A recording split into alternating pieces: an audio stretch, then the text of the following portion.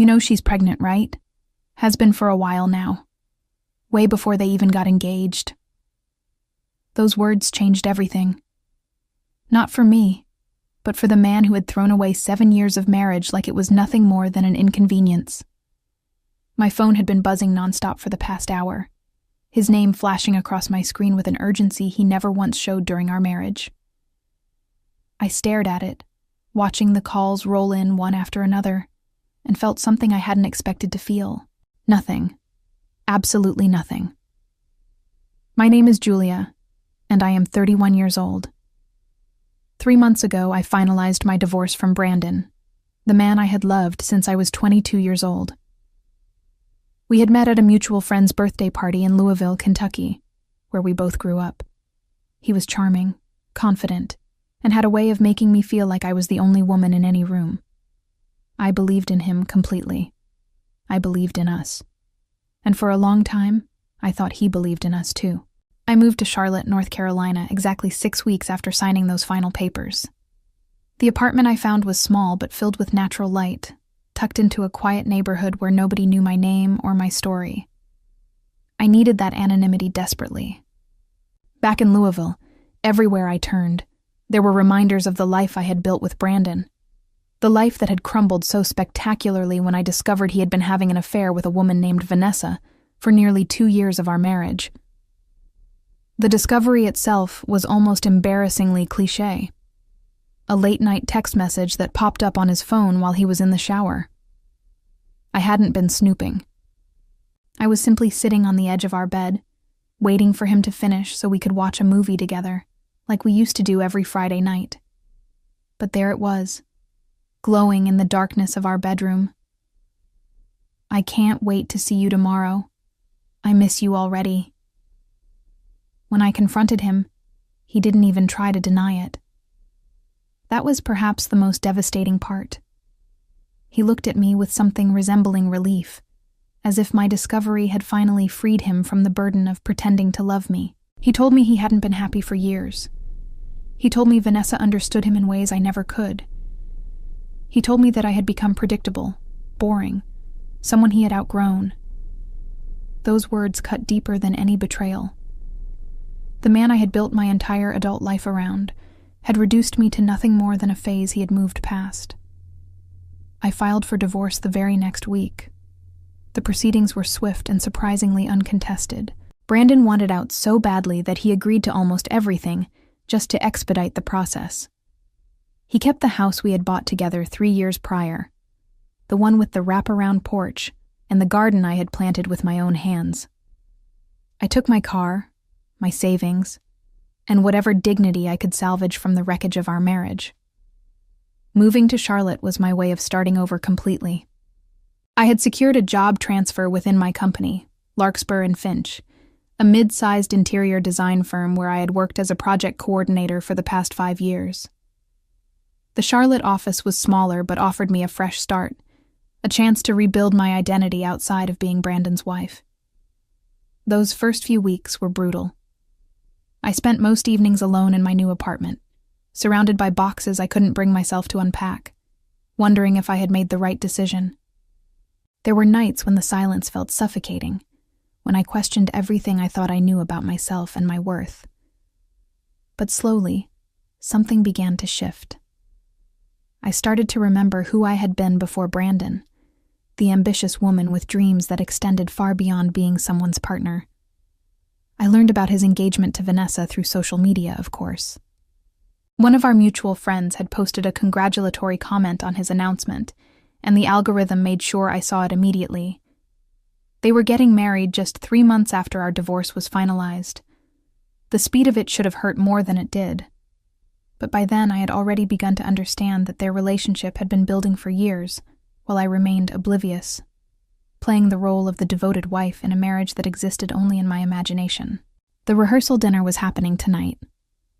I knew this because another mutual friend, Chloe, had mentioned it in passing during a phone call earlier in the week. She hadn't meant to hurt me by bringing it up.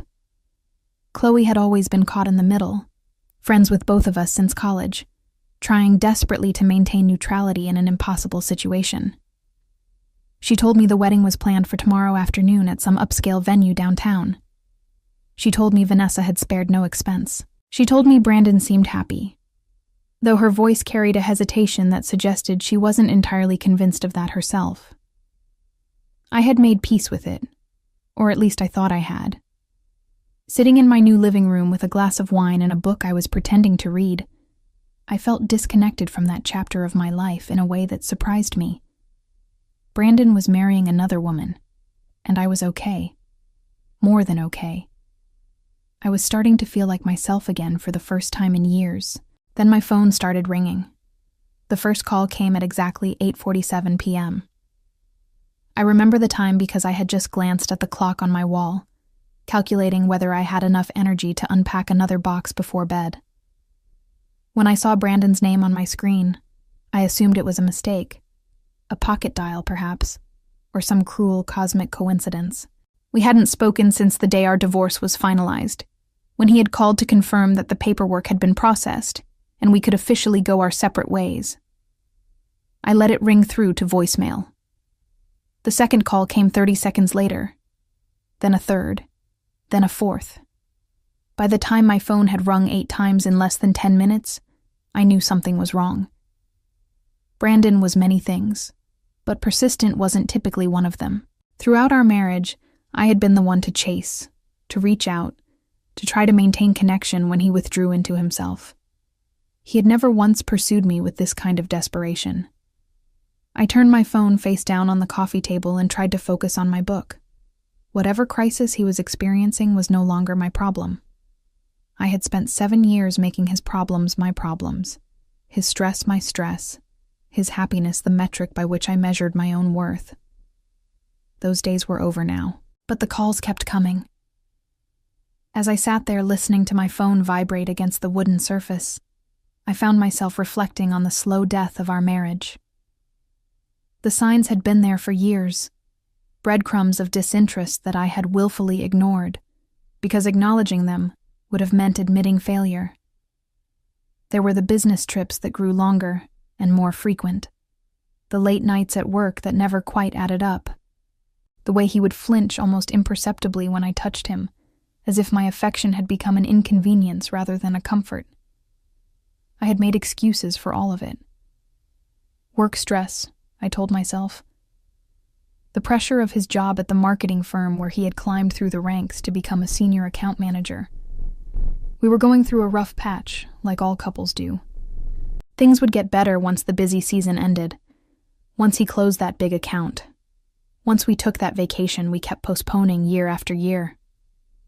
The vacation never happened. Neither did the improvement in our relationship. Instead, I watched the man I loved slowly transform into a stranger who occupied the other side of our bed, someone I no longer recognized, and who clearly no longer wanted to be recognized by me. The emotional manipulation was subtle, but constant. He had a way of making me feel like every problem in our marriage was somehow my fault. I was too needy, too emotional, too demanding of his attention. When I expressed concerns about our intimacy, he accused me of being obsessed with physical validation. When I suggested couples counseling, he laughed and said I was being dramatic. When I cried, he would leave the room, unable or unwilling to witness the pain he was causing. I learned to shrink myself to accommodate his indifference. I stopped asking for date nights because he would always find an excuse to cancel. I stopped initiating physical affection because the rejection had become too painful.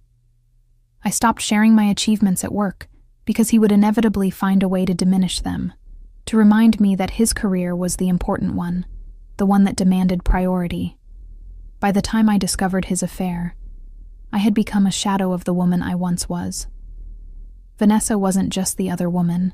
She was the catalyst that finally forced me to see my marriage for what it truly was, a one-sided devotion to someone who had stopped loving me long before he started loving her. The voicemails began to pile up. I could see the notification count climbing on my phone, each new message another testament to whatever chaos was unfolding at that rehearsal dinner. Part of me was curious. I won't deny that. After years of being ignored and dismissed, there was something darkly satisfying about knowing that Brandon was now the one desperate for my attention. but I resisted the urge to listen. Whatever he had to say could wait. Or better yet, it could remain forever unheard.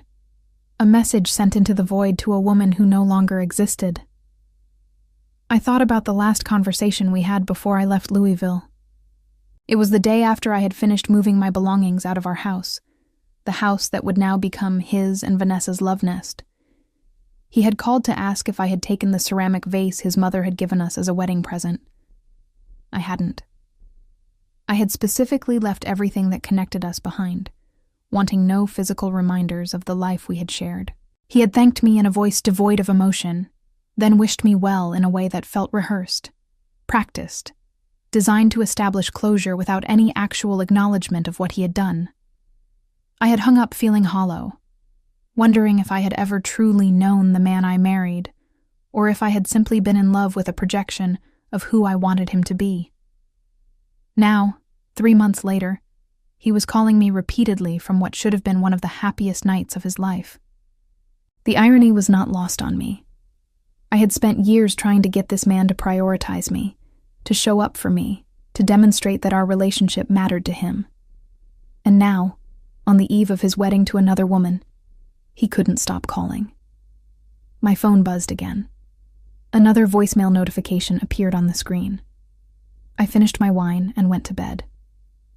The next morning, I woke up to 23 missed calls and 14 voicemails. My phone had been buzzing so consistently throughout the night that I had eventually turned it to silent mode, burying it under a pillow on the far side of my bed where it couldn't disturb my sleep.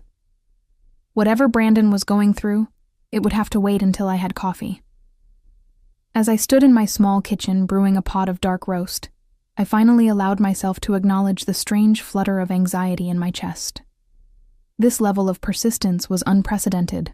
Even during the worst moments of our marriage, Brandon had never pursued contact with this kind of single-minded determination. Something significant had happened at that rehearsal dinner. Something that had shaken him badly enough to spend an entire night trying to reach his ex-wife. I poured my coffee and sat down at my kitchen table, staring at my phone like it was a live explosive. The rational part of my brain told me to ignore it entirely. Whatever crisis Brandon was experiencing was his problem now, not mine. I had spent years absorbing his chaos, making his emergencies my emergencies, dropping everything whenever he needed support that he never reciprocated. I had earned the right to disconnect, but curiosity is a powerful force. After 7 years with someone, you develop an intimate understanding of their patterns, their behaviors, the specific cadence of their panic, and the sheer volume of these calls suggested something far more serious than cold feet or wedding day jitters. I picked up my phone and navigated to my voicemail. The first message was barely coherent. Brandon's voice sounded strained, almost breathless, words tumbling over each other in a rush of barely contained hysteria. "Julia, please call me back. I know you probably don't want to talk to me, but I really need to talk to you. Something happened tonight and I don't know what to do. Please just call me." The second message was more composed but no less desperate. "It's me again. I'm sorry for calling so much, but this is important. Something came out tonight at the dinner and I'm freaking out. I know I have no right to ask anything of you, but I really need to talk to someone who knows me. Please, Julia." I listened to 3 more messages, each one escalating in urgency, each one painting a picture of a man whose world had suddenly shifted beneath his feet. He kept referencing something that had been revealed, something someone had said, but he never explained what it was. The mystery was clearly eating him alive, and some twisted part of him believed that I, his ex-wife, was the appropriate person to help him process whatever bomb had detonated in the middle of his celebration. The audacity of it was almost impressive.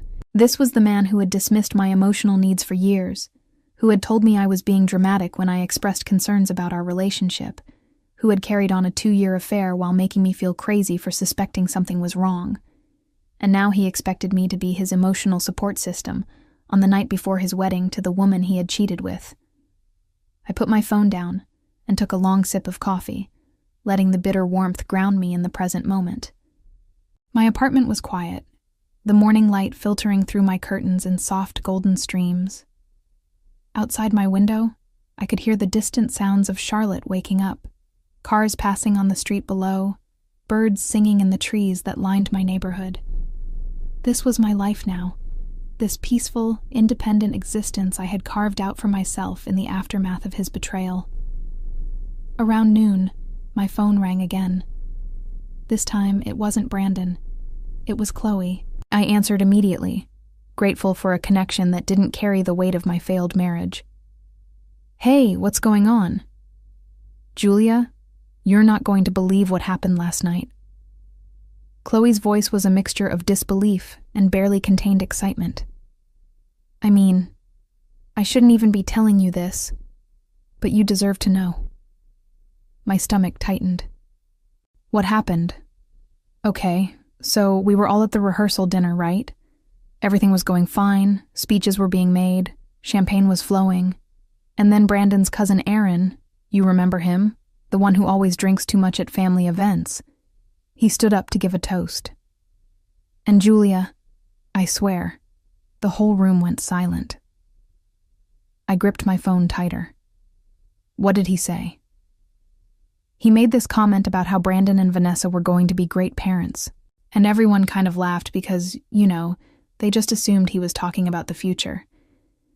But then he said something like, I mean, you guys are already halfway there, right? When's the baby due again?" The words hit me with unexpected force. "She's pregnant?" "She's been pregnant, Julia. That's the thing.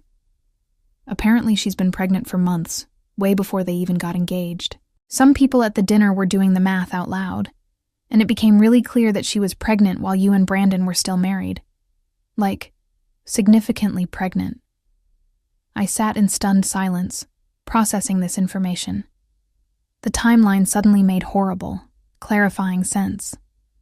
The rushed engagement, the quick wedding, Brandon's desperate calls last night. He had just discovered, along with everyone else at that dinner, that his new fiancée had been hiding the true timeline of her pregnancy. "Julia, are you still there?"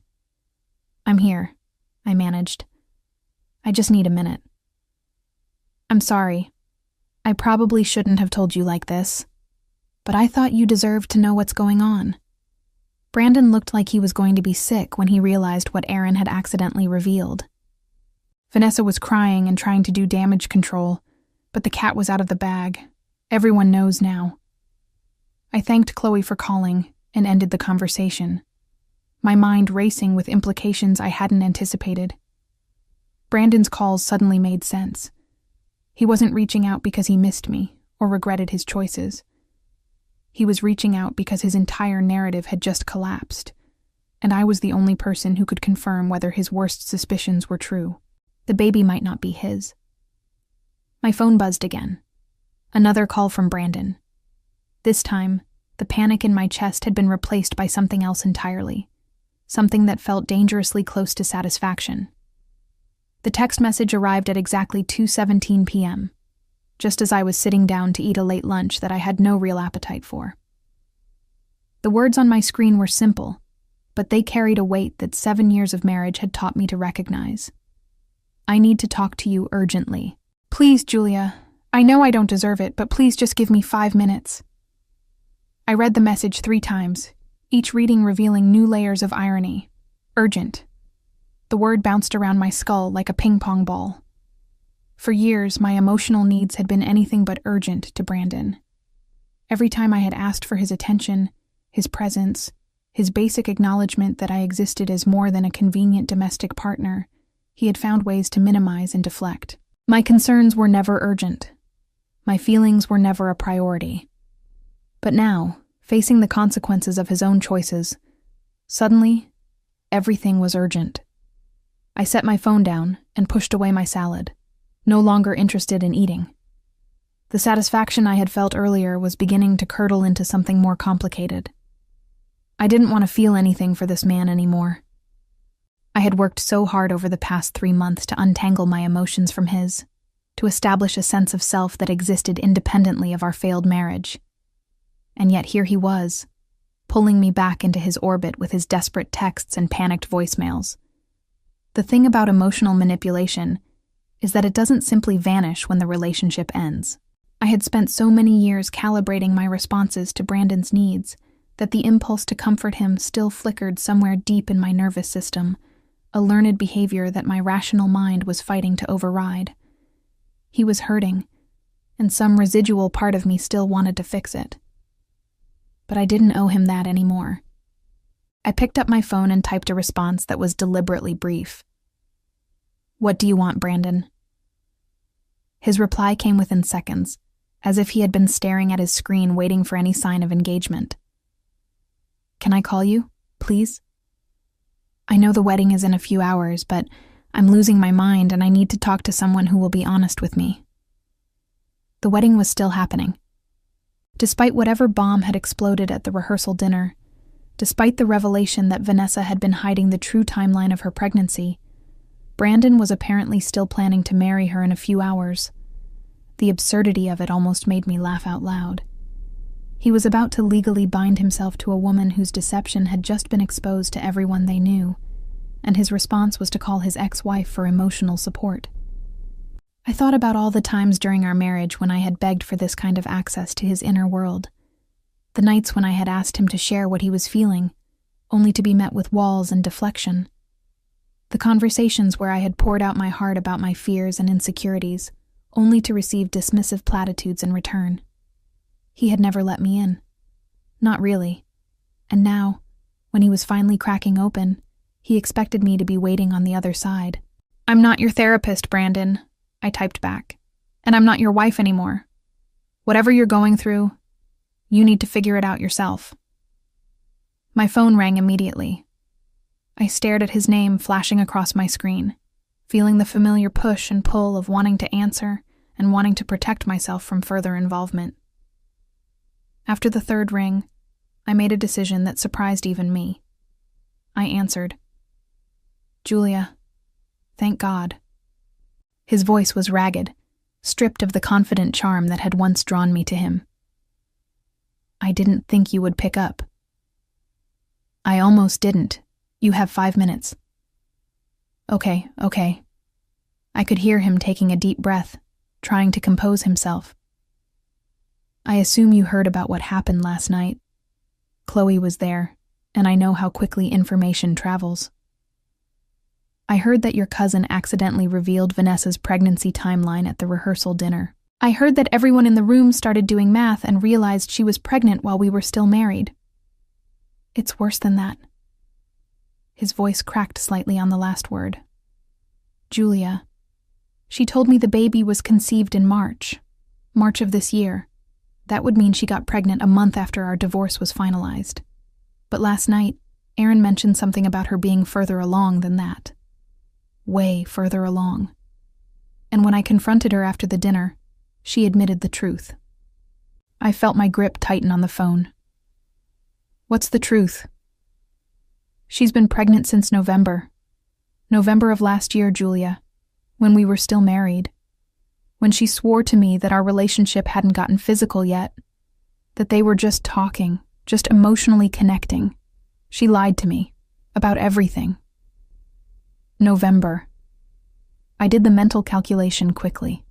November meant she was now roughly 8 months pregnant, far more advanced than a post-divorce conception would allow.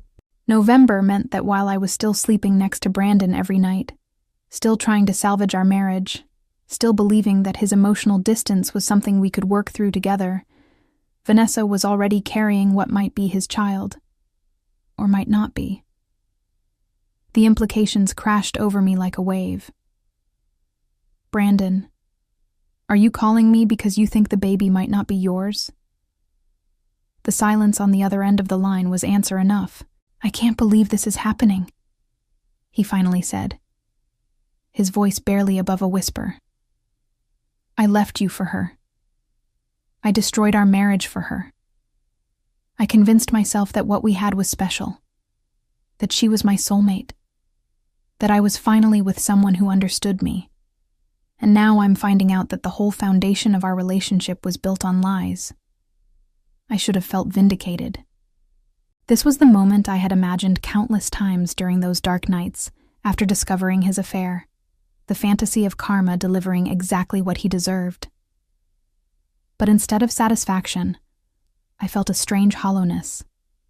This man who had broken my heart was now having his heart broken in return, and I couldn't find the joy in it that I had expected.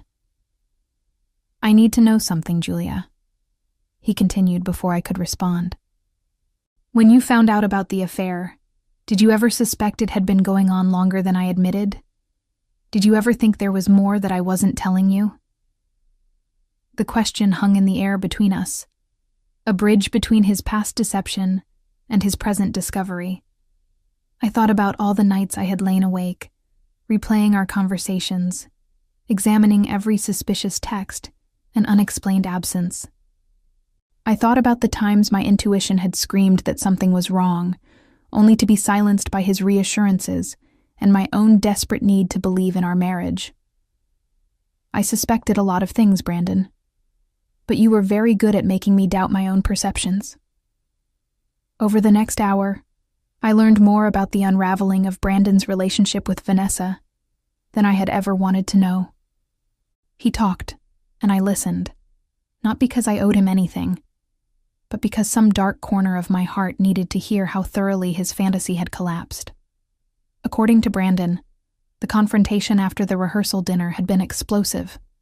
When he had pressed Vanessa for the truth about her pregnancy timeline, she had initially tried to maintain her lie. She insisted that Aaron was mistaken, that family members often got dates confused, that she was exactly as pregnant as she had claimed. But Brandon had done his own calculation, had noticed how her body had changed in ways that didn't match her stated timeline, and had refused to accept her denials. Eventually, she broke. She admitted that she had been pregnant since November, that she had known about the pregnancy for months before she told him, that she had deliberately timed her revelation to coincide with my discovery of the affair so that she could use the chaos to lock him down before he had a chance to reconsider. She had seen his marriage ending and had moved to secure her position, using the pregnancy as insurance that he couldn't walk away from her the way he had walked away from me. But that wasn't the worst part. The worst part, Brandon told me in a voice that seemed to be coming from very far away, was that the timing of the conception was uncertain. He and Vanessa had been together since October of the previous year, but during those early months, she had also been maintaining a relationship with someone else, a co-worker from her job at the pharmaceutical company where she worked in human resources. A man named Thomas, who had apparently been devastated when she had ended things to pursue her future with Brandon. Thomas. The name meant nothing to me, but to Brandon, it clearly meant everything. The possibility that the child Vanessa was carrying might belong to another man had shattered whatever remained of his trust in her. He had confronted her about Thomas, and she had admitted that she couldn't be completely certain about the paternity. She had promised to get a DNA test after the baby was born, had sworn that she was almost positive the child was Brandon's, had begged him to go through with the wedding regardless, and he was considering it. "I don't know what to do, Julia," he said, his voice cracking with exhaustion and confusion. "The wedding is in 3 hours. All of our families are here. We've spent thousands of dollars on this event, and part of me thinks I should just go through with it and deal with the paternity question later. But another part of me feels like I'm walking into a trap that I'll never be able to escape from." I couldn't believe what I was hearing. After everything that had been revealed, after learning that the woman he had betrayed me for had been lying to him from the very beginning, he was still considering marrying her. The cognitive dissonance was almost impressive. "Brandon, why are you calling me?" I asked, my voice sharper than I intended. "What exactly do you think I can offer you right now? Permission? Absolution? I'm the last person who should be advising you on whether to marry the woman you cheated on me with." "I don't know why I'm calling you," he admitted. "I just know that you're the only person who will be honest with me. Everyone else here has an agenda. Her family wants the wedding to happen so they don't have to deal with the scandal of a canceled event. My family is too confused to know what to think. My friends are telling me to run, but they never liked Vanessa anyway, so I can't tell if they're being objective or just biased. And you think I'm not biased? Brandon, You destroyed my life. You made me feel worthless for years. You let me believe that the failure of our marriage was my fault, that I was the one who couldn't measure up, when the whole time you were building a life with someone else behind my back. I'm probably the most biased person on the planet when it comes to you." "I know." His voice was small, almost childlike. "I know what I did to you was unforgivable, and I know I have no right to ask anything of you. But Julia, you were always the one who saw me clearly. Even when I was lying to myself, you could see through it. You always knew when something was off, even when I convinced you to doubt your own instincts." The admission landed somewhere deep in my chest, stirring emotions I thought I had buried. He was right, in a twisted way. Throughout our marriage, I had possessed an intuition about his behavior that he had systematically worked to undermine. Every time I sensed something was wrong, he had found a way to make me question my perception, to believe that my concerns were unfounded, to gaslight me into accepting explanations that my gut told me were lies. And now he was asking me to use that same intuition on his behalf. "What do you want me to tell you, Brandon? That you should marry her because you've already come this far? That you should walk away because she can't be trusted? I don't have the answers you're looking for. This is your decision, not mine. Do you think she loves me?" The question came out in a rush, like he had been holding it back the entire conversation. "I mean, really loves me, not just the life I can provide or the stability or whatever. Do you think there's anything real underneath all the lies?" I thought about Vanessa, a woman I had never met, but had imagined countless times in the months since discovering her existence. I had pictured her as calculating, opportunistic, someone who had seen an opening in my troubled marriage and had exploited it without remorse. But I had never considered the possibility that she might genuinely love Brandon, that her deceptions might have been born from fear of losing him rather than simple manipulation. It didn't matter. Love built on lies was not love at all. It was a house of cards waiting to collapse. "I think," I said slowly, choosing my words with care, "that you need to ask yourself whether you can spend the rest of your life with someone who has already proven she's willing to deceive you about something this fundamental. A child, Brandon. She lied to you about a child. If she can lie about that, what else is she capable of lying about?" The silence that followed was the longest of our entire conversation. Brandon called me back an hour later. By then, I had moved from my kitchen table to my couch, curled up with a cup of tea I had brewed more for the comfort of holding something warm than any actual desire to drink it. His name appeared on my screen with an inevitability that I had somehow been expecting. He wasn't done with me yet. "I'm not going through with it," he said, before I could even say hello. His voice sounded different now, steadier, as if the chaos of the morning had crystallized into some kind of clarity.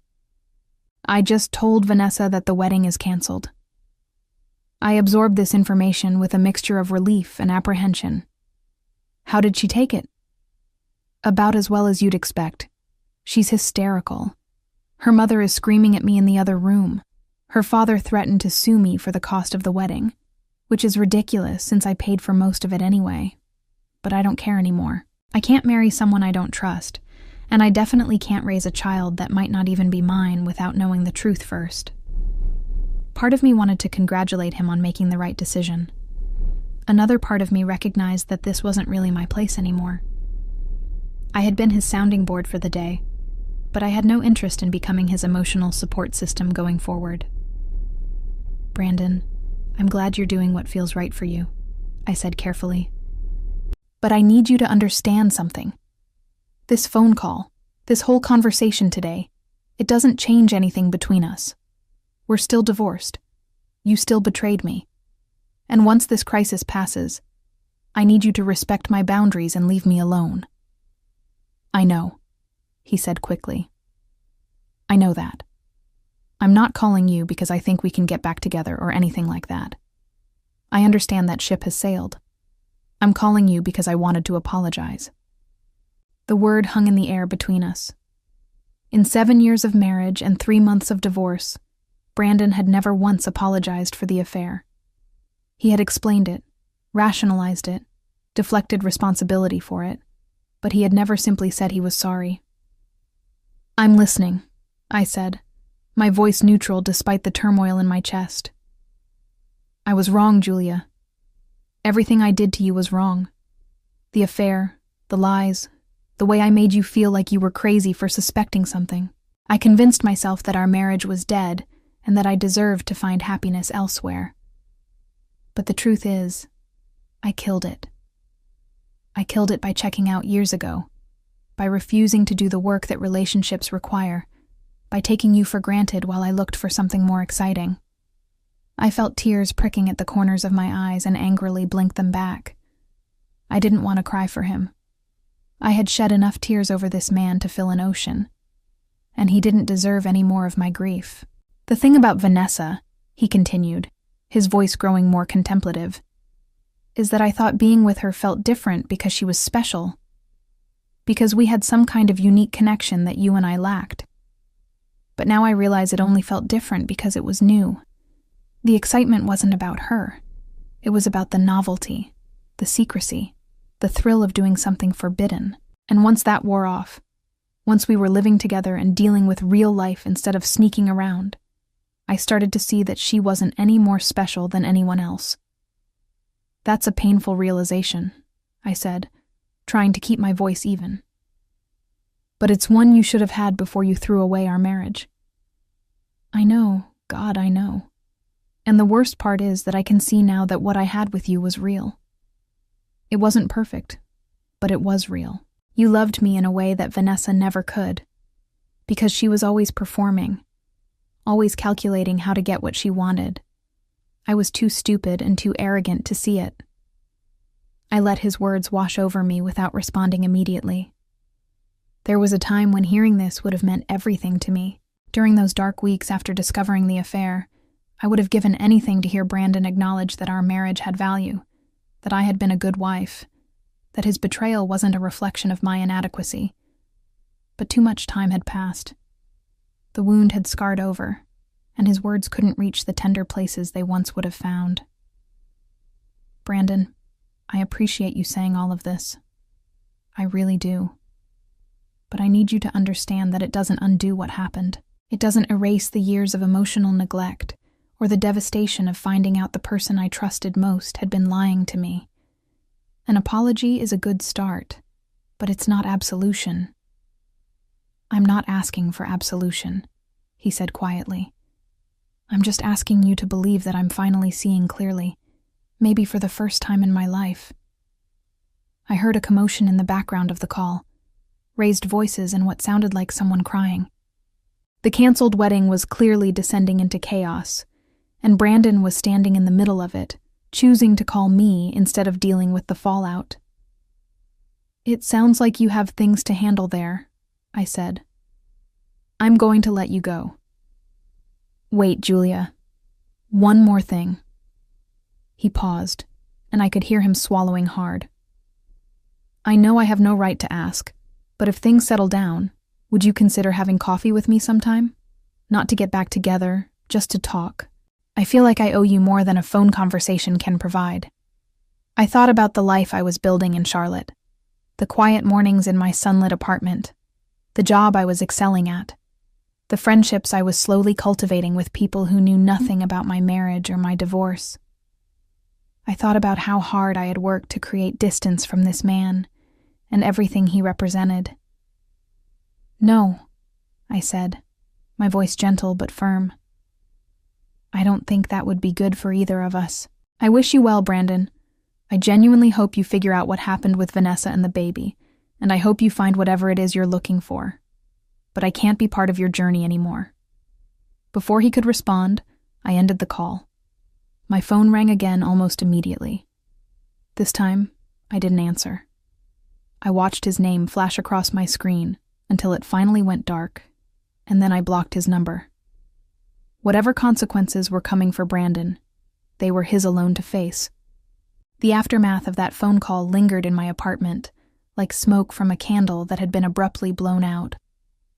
I sat on my couch for what felt like hours, processing everything that had happened, everything that had been said, everything that was still unfolding hundreds of miles away in Louisville, where my former husband's wedding had just imploded.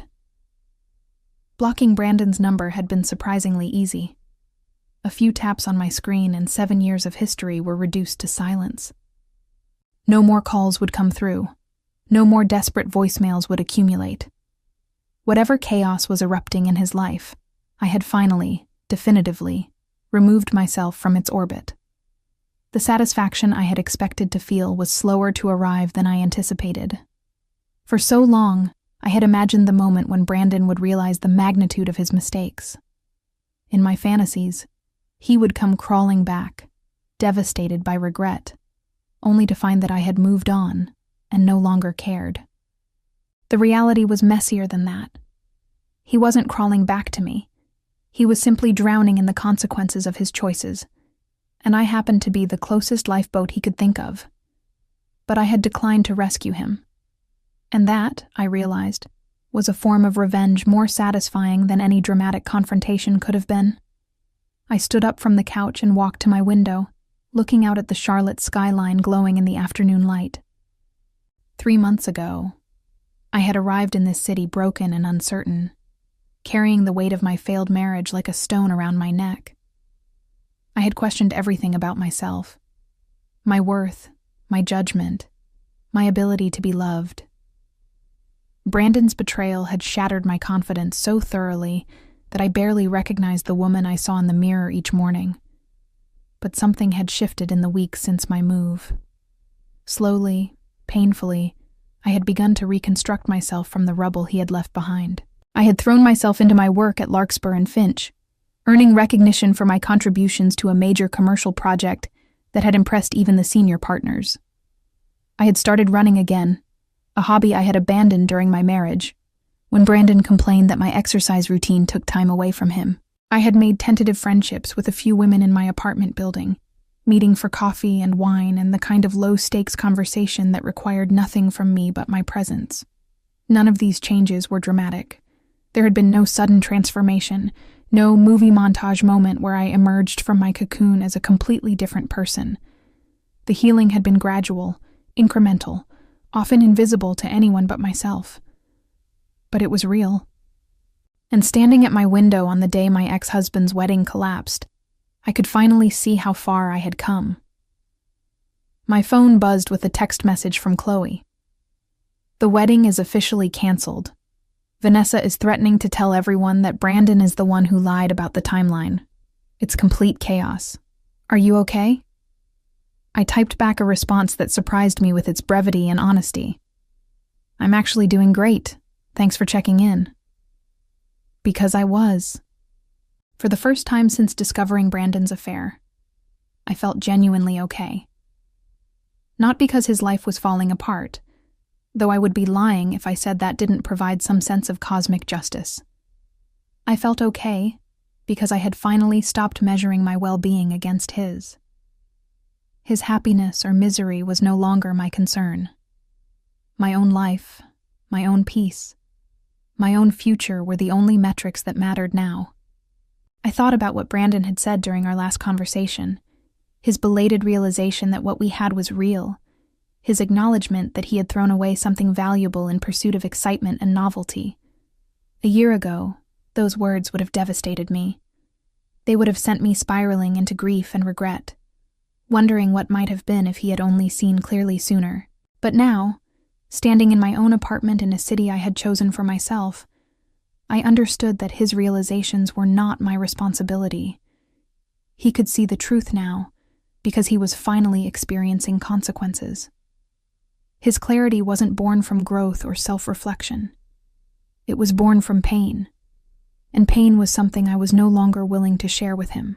The sun was beginning to set outside my window, painting the sky in shades of orange and pink that I had never bothered to notice during my marriage. I had been too busy monitoring Brandon's moods, too consumed with trying to be the wife he wanted, to pay attention to small beauties like this. But now I had the bandwidth to notice. Now I had the peace to appreciate. My phone buzzed again. This time it was Megan, a coworker I had grown close to since my transfer. "Drinks tonight? I heard you had a crazy day." I smiled and typed back, "You have no idea. But yes, drinks sound perfect." The photos from the canceled wedding started appearing on social media that evening.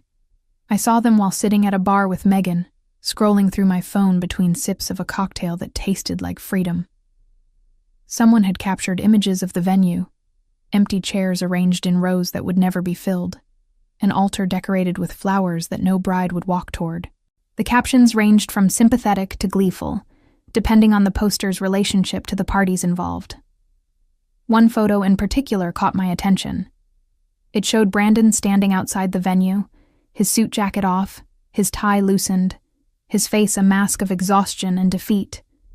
Beside him stood Vanessa, her expression a combination of fury and desperation that the camera had captured with brutal clarity. Even from a photograph, I could see the tension between them, the absolute collapse of whatever fantasy they had been maintaining.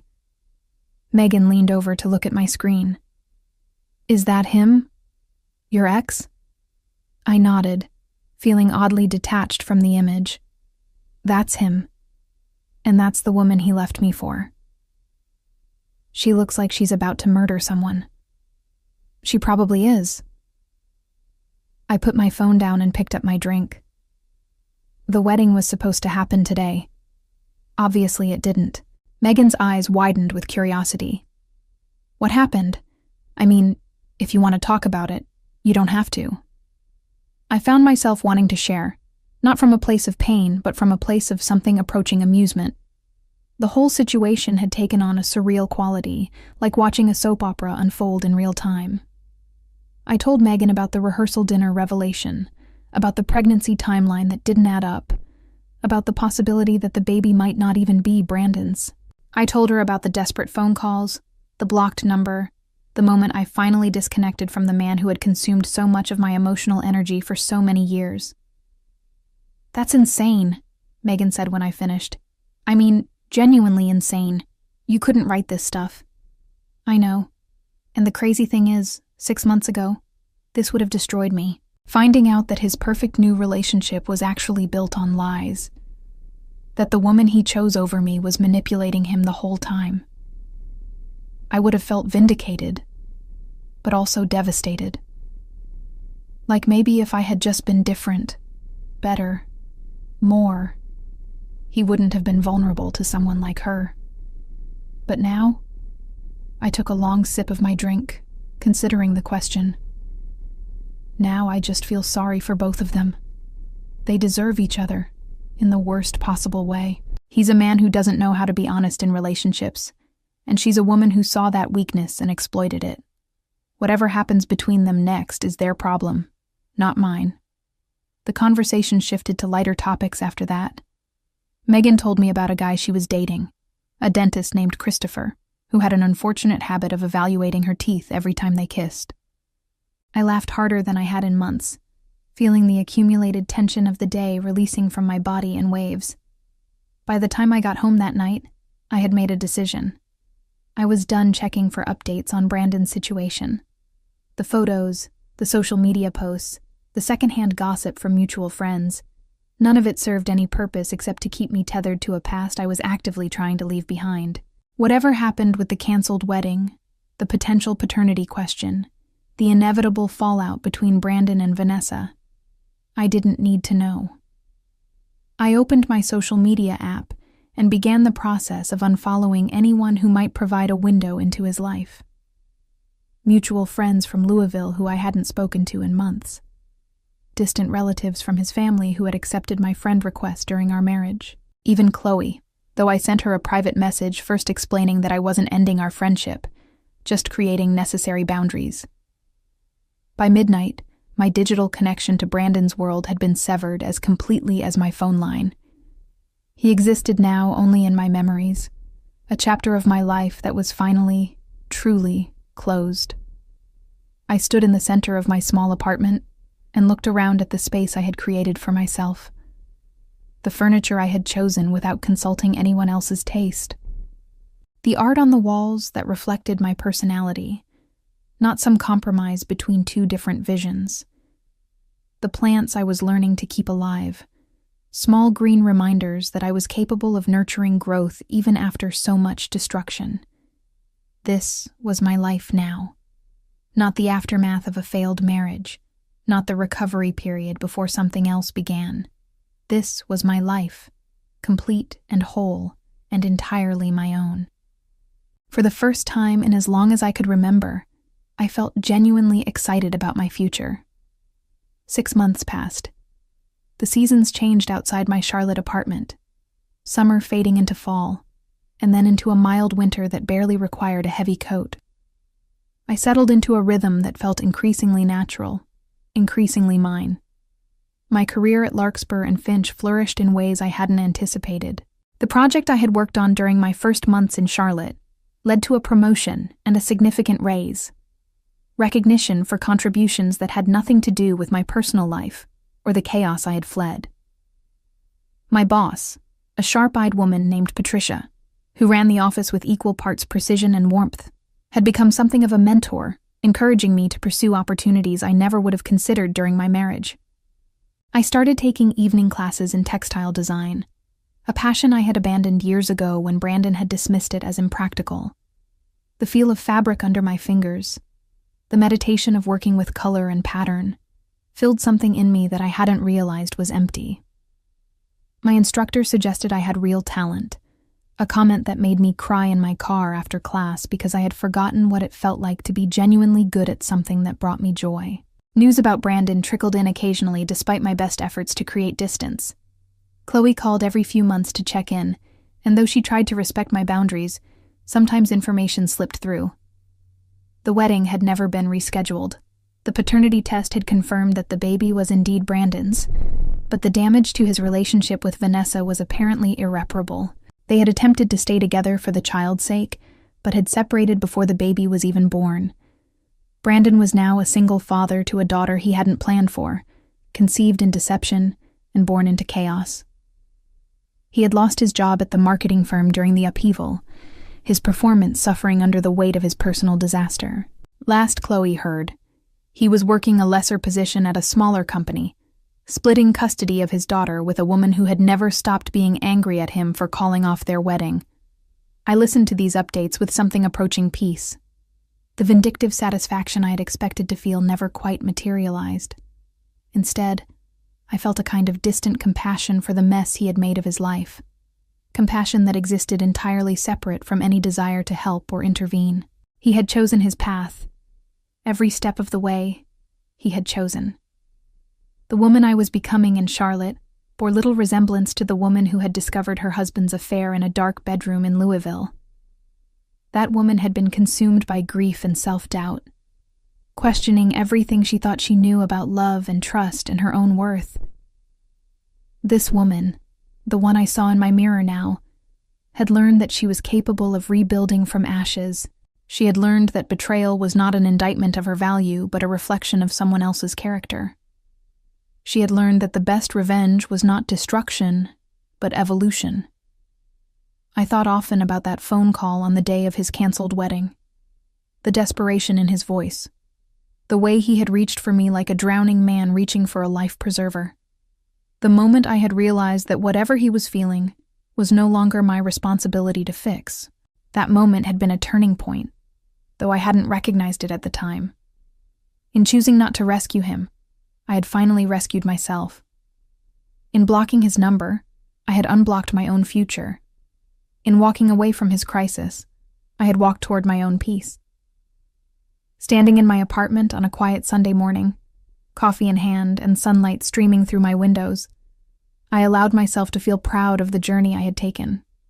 It wasn't the life I had planned. It wasn't the future I had imagined when I married Brandon at 24, full of hope and certainty about our love. But it was a life I had built with my own hands from the wreckage of his betrayal, and it was more beautiful than anything I could have constructed while still trapped in his shadow. Brandon's choices had destroyed him in ways he probably still didn't fully understand. His reputation in Louisville had suffered, his career had stalled, his relationships with friends and family were strained by the scandal of the canceled wedding, and the revelation of Vanessa's deception.